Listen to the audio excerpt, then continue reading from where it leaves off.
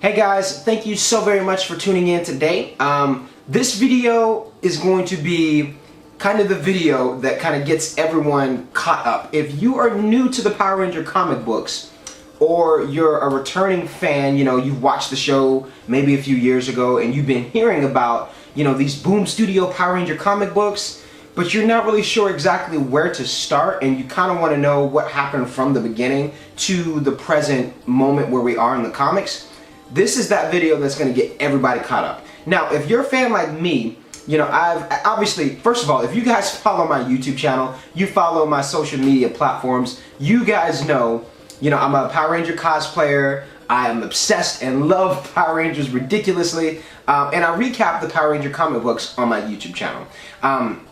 So aside from that, what I wanted to do, what I've been noticing, and I don't know if anyone else notices this, that's kind of in the Power Ranger, community, I've seen a lot of growth over the last few years within the Power Ranger fandom, both new fans and old fans alike. And a lot of that has come from a lot of stuff, Bat in the Sun has done, and a big, huge impact, I would say, is from Boom Studios. With these comic books and the journey and story that they've taken us on over the last few years to the present moment. So what I want to do, if you are a new fan, old fan, and you're kind of wanting a little more history behind what happened day one to where we are in the present times with the comics, this is going to get you caught up. So if you want to start reading these comics, this will kind of give you the backstory and history to what has happened to where we are now. But also be mindful that there are two different stories being told. So you have Saban's GOGO Power Rangers, which focuses on the Mighty Morphin Power Rangers in their early years, in their development time.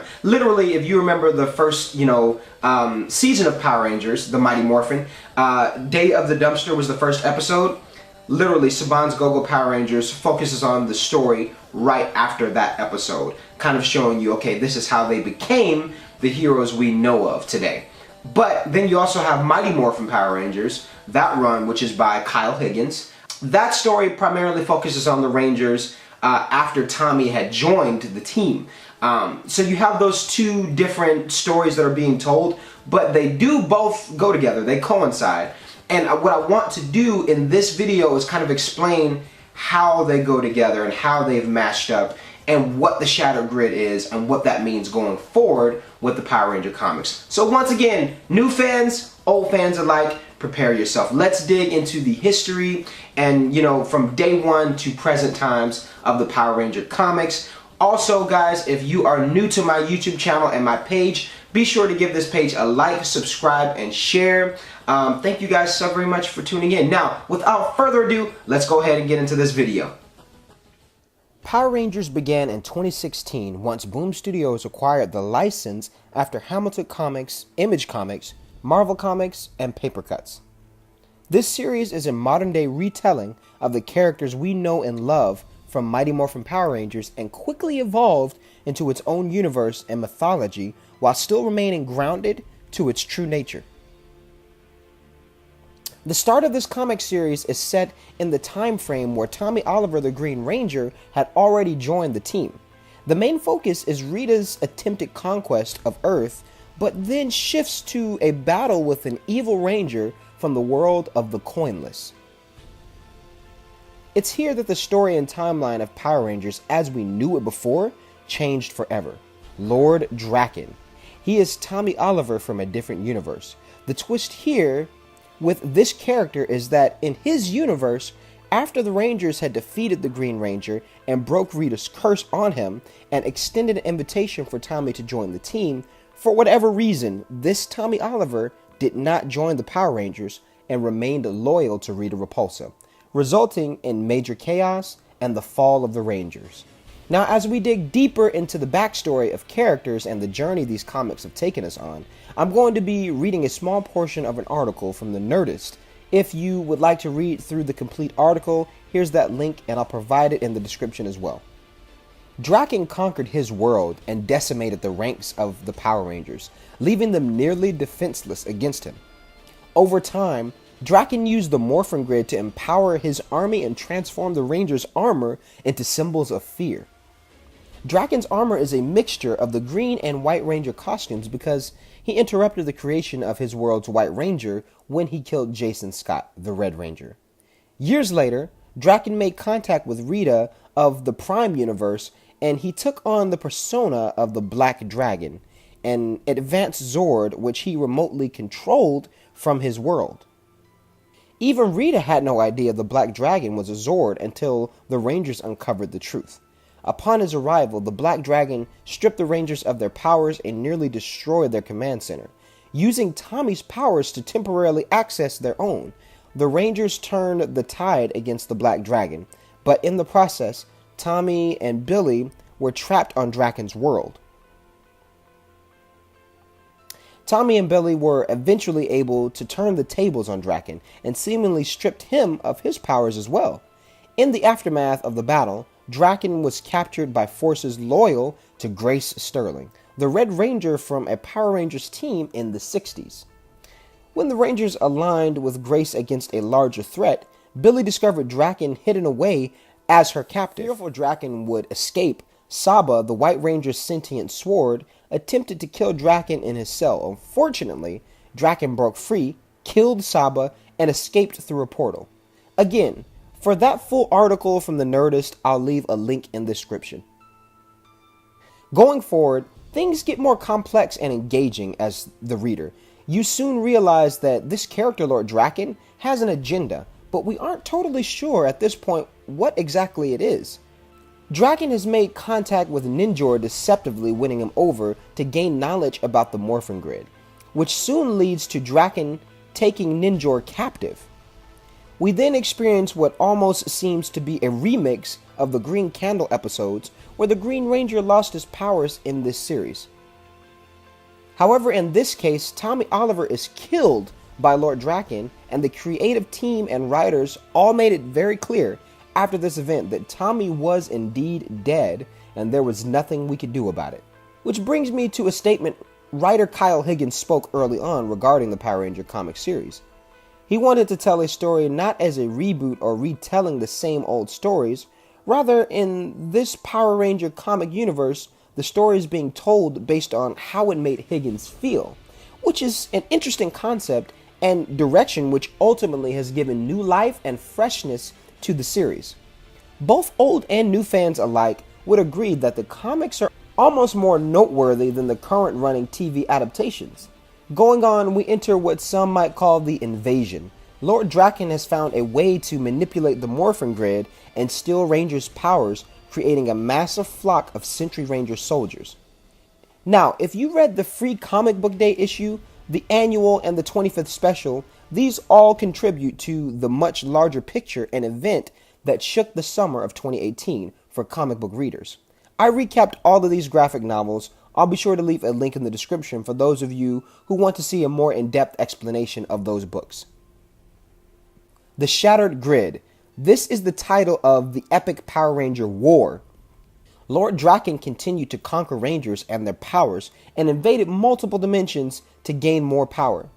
As he did this, we also see his physical characteristics changed as well.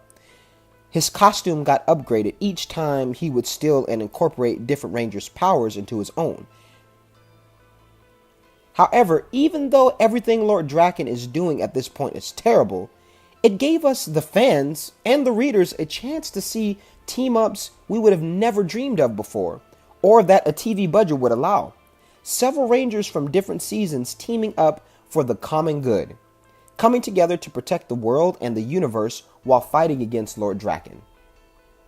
The Shattered Grid event itself is a crossover story coincided with both the 25th anniversary of Power Rangers and the commemoration of 25 issues of Boom's comic run of the series. Story-wise, Drakon traveled through many dimensions, stealing power and recruiting powerful allies. He tried recruiting Dr. K from the RPN dimension, but of course she refused his offer and in turn teamed up with the mainstream universe and created a defense that would counter Lord Drakon from stealing Rangers' powers. Zordon quickly realized the damage and the true danger Lord Drakon has caused, and if he doesn't do something about it, Drakon could win.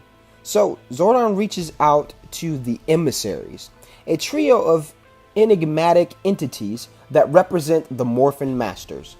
They adopt the appearance of Power Rangers in the form of red, blue, and yellow, not shown to have distinct forms but instead shifted through the forms of various Rangers throughout history.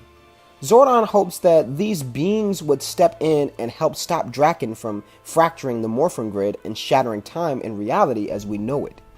In the long run, the emissaries refused to help Zordon and insisted that no mere mortal could access the Morphin Grid and sustain such a great quantity of power.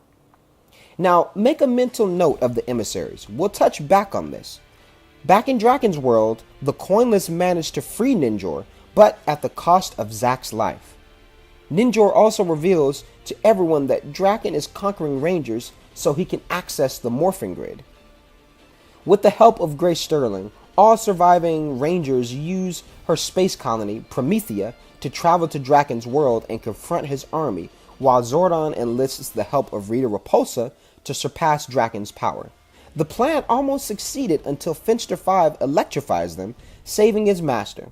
After killing Finster 5 as a supposed act of mercy, Drakon connects himself with more Morphin energy to reveal his final form. Using this final form, Drakon enters the Morphin Grid, defeats the emissaries who we talked about earlier, and they thought that Drakon was no threat. Drakon soon takes possession of the heart of the Master, destroying the multiverse and creating his own world where he is the hero. However, it turns out that Tommy Oliver actually did survive his assassination. Ranger Slayer's attack in the past overcharged him with chaos energy, which leads us into a slight pause in this story and takes us into a fresh beginning for the ending of Shattered Grid to make sense in its epic conclusion. Now, aside from Boom Studios' Mighty Morphin Power Ranger comic run, there's also Saban's GOGO Power Rangers, which focuses on the team before Tommy came into the picture and right after Day of the Dumpster. GOGO Power Rangers shows us how the Rangers developed into the heroes and leaders we know them to be, but also reminds us that these are kids in high school who have homework, dating, and family life, homecoming, and so on. Writer Ryan Parrott takes the lead on these books, and as you read through these pages, we are quickly reminded that the Mighty Morphin Power Ranger and GOGO issues both coincide with each other. Again, the GOGO issues focus on the early years of the 5 Rangers, but to catch everyone up to speed on how these books tie into the Shattered Grid event, we got a new character and Ranger reveal. In issue 9 of the GOGO issues, we are introduced to the Ranger Slayer, whom we quickly learn is Kimberly Hart from Drakon's world.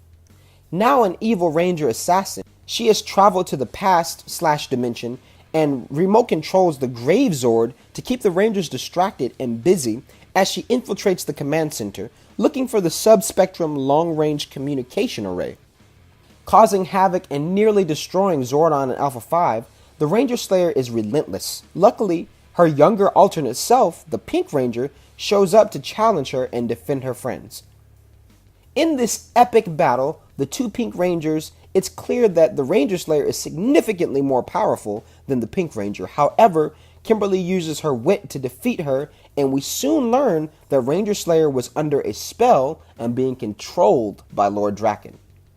Overall, this version of Kimberly is from Drakon's universe and time, and now a new hero in the Power Rangers mythos. Now, there was a moment where Lord Drakon located Ranger Slayer in the mainstream universe, telling her that he killed the imposter, referring to Tommy Oliver, and that he was embarking on the Great Campaign. The Ranger Slayer cautions Drakon that his killing off Tommy could have unexpected consequences. Drakon soon realized that she was free of his spell, and Ranger Slayer makes it clear she is no friend or slave to him any longer. Going on, we get a scene where Ranger Slayer finds Tommy Oliver before he was introduced to the friends. He thought she was trying to kill him. In reality, she was giving him a second chance. Which brings us back to the Mighty Morphin Power Ranger comics and the epic ending of Shattered Grid. Now, I've said it before, but I'll say it again. I love how the writers tell the story in a way that's not a plain retelling, but it keeps the essence of the brand, but tells the story with emotion, how it makes us feel. Going back to the Mighty Morphin Power Ranger comics, we see how the GOGO issues coincide with each other. The arrow she shot Tommy with contained a shard of the Chaos Crystal she used to reach the mainstream world. The same Chaos Crystal Drakon supercharged to kill Tommy. In Tommy's death, the Chaos Crystal reacted, making him simply to exist in limbo, a viewer unable to physically make any actions. How he came back into the natural world was with the help of the emissaries. Once they regained their strength, and after being beaten by Drakon, a barrier in the Morphin Grid was weak, and the emissaries assisted Tommy in breaking free. Now the conclusion of Shattered Grid was epic. Ultimately, Lord Drakon wins. He enters the Morphin Grid, steals the heart of the Master, and basically becomes a god in the body of a mortal. He erases multiple worlds and universes simply to create his very own world where he is the hero and everyone pretty much worships him. All the Rangers are in Drakon's new world, but their memories have been erased. Tommy soon wakes everyone up for them to realize they're in a manipulated reality formed by Drakon. The main ending fight is with Tommy and Drakon, as Tommy grabs a hold of the heart of the Master, sucking both himself and Drakon inside where they are both without power, making this confrontation an equal match. In the end, Tommy overpowers Drakon, taking the heart of the Master as well. As a result, Drakon's world starts to literally fall apart and crumble. Tommy even extends his hand to Drakon, telling him that he doesn't have to be alone and he could come with everyone else. Drakon refuses and stays behind as everyone flees from the fallen world, and we are left to only wonder what happened to Lord Drakon in those final moments. The Rangers and the emissaries are now inside the grid in the last segment of Shattered Grid. What's happening here is they are trying to figure out how to get reality back to normal, how to set the timeline back in its rightful place due to the damage Drakon had caused. The emissaries inform the group of Rangers that they each have a different connection to the grid, and together they could form a new reality or put things back together as best as they could. However, with them going through with reshaping reality, they will lose their memory of all they have fought for and sacrificed during the battles with Drakon. And that's where Shattered Grid ends. The epic conclusion opens another can of mystery, as we have no clue currently where the Rangers in this particular story are located in time and what the consequences are as a result of them reshaping reality. However, we do know a new Ranger group is taking the lead on the Mighty Morphin Power Ranger comics currently, written by Margaret Bennett. Beyond the Grid features a mixed bag of Rangers who escape Drakon's destruction only to find themselves in a new universe that exists outside of the Morphin Grid. I recently did a recap on this first issue, and I will continue to cover these books on my channel for the sheer enjoyment and keeping you all updated. If this is your first time joining me here on my YouTube channel, please be sure to subscribe, like, and share. Also, leave a comment below telling me what your thoughts are on these comics and the new direction for Power Rangers. Thanks so much for tuning in. Until next time, guys, wham, bam, boom.